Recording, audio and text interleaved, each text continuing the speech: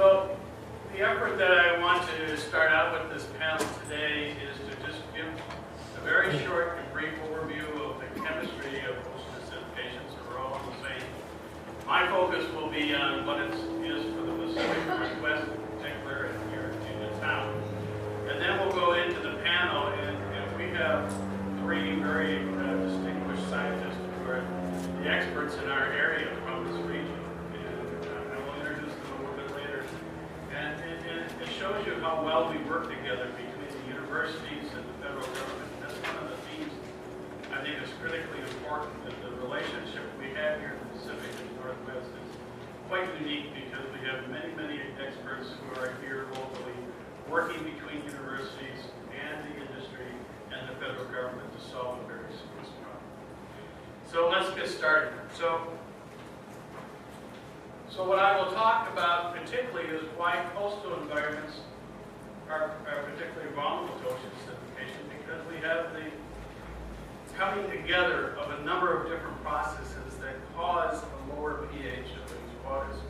And in coastal systems, we have to take into account these additional processes and how they work.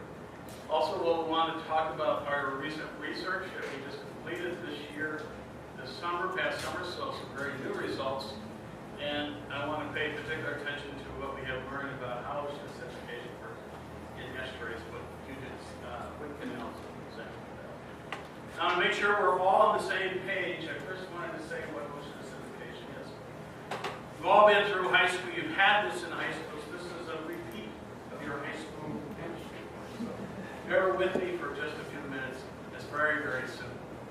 CO2 is what we call an acid gas. It reacts with water and carbonic acid. It's that fizz that we have in our soda pop. We all know it really well. It forms carbonic acid. Carbonic acid is weak acid, but it's not strong acid. And it dissociates quickly to form a hydrogen ion. That hydrogen ion is what acid is all about. And so we produce that hydrogen ion. And that hydrogen ion quickly reacts with the carbonate ion. This is a critical reaction because it consumes the carbonate ion. So all our calcium carbonate species to form calcium carbonate skeleton shells, they take a calcium ion and a carbonate ion come together to form calcium carbonate. So as we remove the carbonate ion by reaction with the hydrogen ion, we've lost one of those building blocks. And so naturally they slow down that process. So the more CO2 we add, the slower the process is. It's really very simple. So over the course of the last 250 years or so, from the pre-industrial to the present, we have released about 2 trillion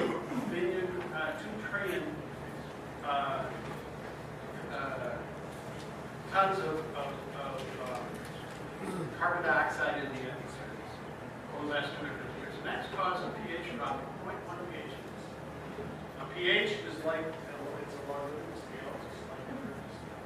So, 1 unit drop in pH is a 10-fold change. You always have to think of it that way. So that 0.1 pH drop we've had in the surface ocean developing world is 30% increase in that. That's really quite significant, and very many. And if we take the projections, which are the business as usual projections, out to the end of the century, that pH will drop another 0.3 or 0.4 pH units, which means that the hydrogen concentration will have increased by 150%. Now we're seeing dramatic changes. And that carbonate ion species will have dropped. Now the critters have a big problem because there's just not enough carbon to produce the shells. And we as geochemists have a little index that we call the saturation state. We've heard Bill talk about it. Very simple. When the saturation state's above 1, and we'd like to see it higher, we'd like to see it about 4 or 5, the critters can produce their shells and skeletons. When it's at 1, we're at the equilibrium state. And when it's below 1, they do the shells and skeletons. Now, it's different for different species, but it's very, very close to that situation. Some species have figured out how to hang in there right at 1, but they have problems below 1. And some species have problems right at, but pretty close. This is a very good indicator. Now, in most ocean surface waters, particularly in warm waters, saturation stays high, about 2 to 4 per 4 to 6 per Kelvin.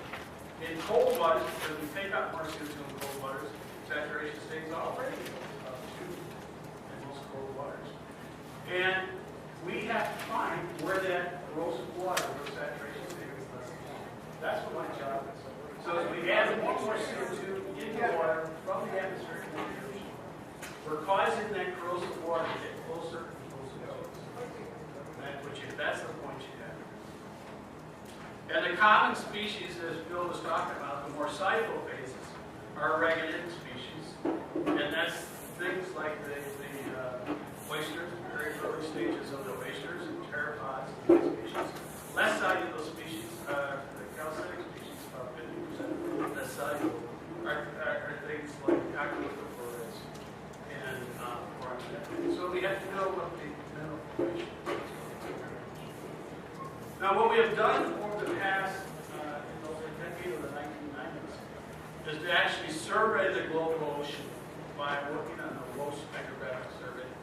And there was 15 chemical laboratories all over the world that collected samples and were able to determine where the anthropogenic CO2, this is the Atlantic and Pacific and Indian Oceans. And what we find is all this anthropogenic CO2 is in the upper 1,000 meters of the water.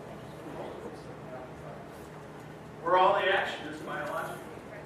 So the circulation of the ocean is so slow, one from surface ocean to the bottom, going along the bottom of the Atlantic to the Indian Ocean. So that most of the anthropogenic CO2 hasn't gotten there. And so it's up in the surface ocean where it does most of its things. It takes about 1,000 years for the circulation to be complete and the oceans to become well mixed. And that's why we're seeing it up in the surface. Therefore, it's causing a critical problem right now. So, from that data set, we were able to determine where this corrosive water was, where under saturation might occur. And an interesting thing, those waters are in the Pacific, so they have a naturally higher enrichment of CO2, plus the anthropogenic CO2 going up. So this corrosive water is right at about 100 years near Alaska and in the Arctic Ocean. And along our coast, it's sitting right at the shelf rate, right about 200 meters or so. And sitting there waiting to get pushed up out of the shelf. And that's true all the way down to Chile.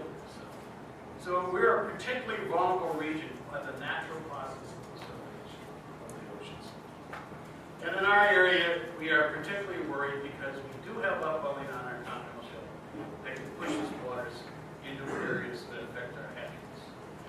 So one of the questions we have to ask ourselves is this the only process that lowers the pH? And what other processes do we have to worry about as well? And so we think about this, and this is an important point here, is that in coastal waters, there is a lot of production of phytoplankton at the surface. And because their coastal waters are enriched in nutrients, you can have a tremendous amount of production, which increases the pH at the surface. Because as phytoplankton grow, they raise the pH. But that phytoplankton then sinks to the sea floor. And when it sinks to the sea floor, it remineralizes back to CO2 through respiration. And it's these respiration processes that add CO2 and more pH. So if we have a eutrophication situation, we have overproduction of phytoplankton. Those bottom waters can be naturally lower. So you now have the anthropogenic CO2 lowering the pH of those waters everywhere. And we have local processes with the bottom waters through these respiration processes, lowering the pH even further. So we now have to think about the combined effects in our coastal, particularly in our estuaries like the Puget Sound, Salish Sea, as to how these respiration processes add to this process. So the processes that lead to hypoxia or high CO2 also yield lower pH and lower saturations. So in the summertime, as Bill pointed out, we have the winds coming from the north. The water is upwelled along the bottom because the surface waters are pushed away and the upwelling waters replace the surface waters. So the process of upwelling goes along the bottom all the way to the beach and then spreads out at the surface. So you can see our coastal ecosystems near the beach are in tremendous impact along this flow path. And this is what we see. This is what gets into the bay. This is what gets into the hatcheries. Now, this past summer we did a survey, a repeat of our 2007 survey, from here in Puget Sound, going all the way down to Southern California, to take a look at how these processes work. I just want my one slide from the recent survey. And I just want to show you what upwelling really looks like with data. So on this slide, I'll make sure I can see it. Sit down. And what we see is temperature here, and you can see the cold waters moving along the bottom, approaching to the surface. The next one is oxygen. The corrosive waters are also low in oxygen. So we have the combined effects of acidification and low oxygen water. So deoxygenation support. Very high DIC, as we're talking about. Very, very low pHs, some of the lowest pHs we've seen. And these very high in saturation states. So that's what the upwelling process looks like. You can see it in the raw data. And here's an important point. That upwelled water has PCO2 values as high as 1250 on our coast and as high as 1650 in our estuaries.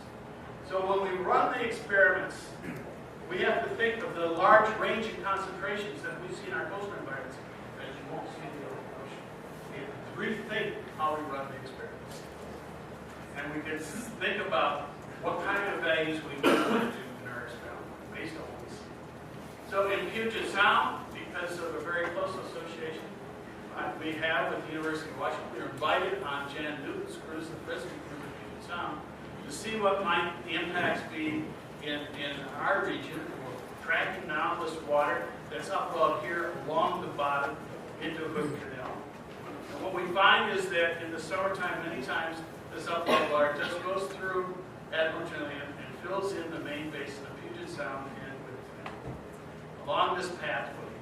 And then what we'd expect to see then was ocean acidification occurs and mixes in the Straits of Washington, and then fills in this bottom part of Puget Sound. And in addition to that, we're going to have the respiration signal we have in the canal, which is known for hypoxia. And this is what it looks like. Here's a very good data set that shows that indeed the pHs are lower in Hood Canal than we see in anywhere on our continental shelf. pH is lower than 7.4 or 7.3 because of the combined effects of acidification and hypoxia. This is our wintertime data. It's well mixed, so we see undersaturated corrosive waters throughout the entire water column in Puget Sound and Hood Canal. Very common impact because of a very well mixed area. The summertime conditions is different. The surface waters are highly productive, so the pH goes up. You have pHs that are normal in surface waters, but you have very, very corrosive waters, even lower than in the winter times in the bottom waters because of this respiration signal.